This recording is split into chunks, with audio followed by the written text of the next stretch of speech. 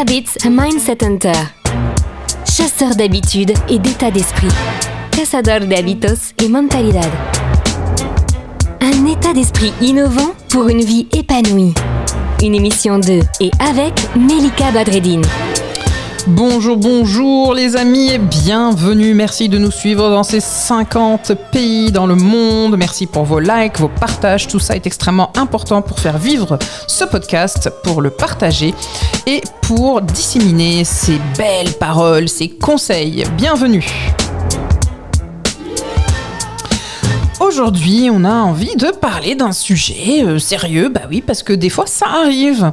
On va parler de symptômes du trauma, le PTSD en anglais. Donc, le symptôme du trauma, en fait, il y en a quand même quelques-uns.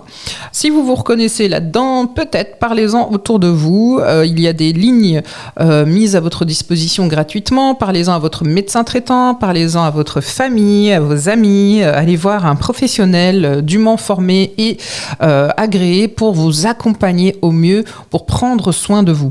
Alors, parmi ces symptômes, qui peuvent d'ailleurs se transformer quelquefois, selon vous, par exemple en habitude ou en rituel quotidien, sauf qu'il s'agit bien de symptômes. Il va y avoir par exemple la procrastination. Alors c'est pas parce que vous procrastinez que forcément vous avez vécu un trauma, hein. Pas de raccourci s'il vous plaît les amis. Mais c'est une des indications. Il y a aussi par exemple la dépression.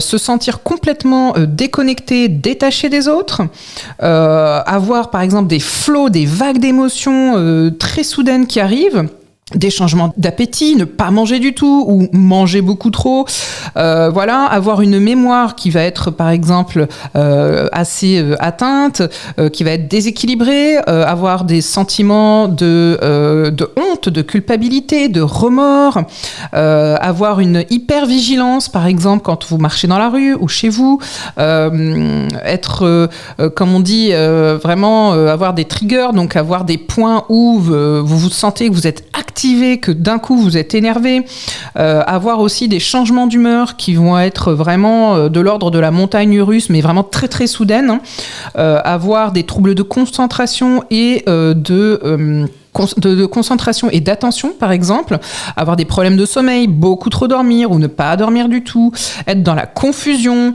être vraiment dans la dissociation totale entre l'émotion, le corps, ne pas savoir ce qu'on veut, ne pas savoir si on ressent quelque chose. Évidemment, quand on pousse un peu le bouchon, ça va être aussi l'abus de certaines substances, hein. Bien sûr. Quand on parle de ces traumas-là, on peut en citer quelques-uns, hein. Évidemment, là aussi, c'est pas exhaustif. Il peut y avoir de la violence familiale, domestique, il peut y avoir des agressions sexuelles, des agressions quand vous pouvez vivre ça en tant qu'enfant. Il peut y avoir des séparations, hein, bien sûr, des deuils qui peuvent être vécus comme des traumas, des maladies. L'annonce aussi d'une maladie, hein, peut être un trauma en soi, hein, si évidemment vous êtes face à un professionnel qui n'a pas suffisamment de psychologie pour prendre en compte le fait que vous êtes un humain en face et qu'en fait, vous n'êtes pas une machine. Le fait aussi d'avoir peut-être une maladie qui soit de l'ordre de la maladie mentale, le fait d'avoir été témoin aussi de violence ou victime de violence, expérimenter des accidents, voilà, des grands changements dans la famille, les divorces, hein, peuvent être vécus comme ça, évidemment, tout ce qui est de l'ordre du terrorisme, les explosions et autres, la négligence aussi, hein, est quelque chose qui est de l'ordre du trauma.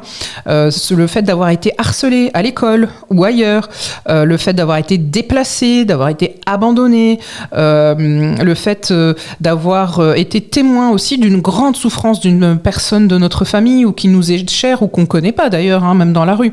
Donc voilà, tout ça, ce sont des éléments qui peuvent rentrer dans le quotidien, s'immiscer et avoir l'apparence, et je dis bien l'apparence, hein, d'une habitude, d'une routine presque dans le quotidien qui est tellement dans ce quotidien-là qu'on ne fait plus du tout attention. Le bon plan de Melika.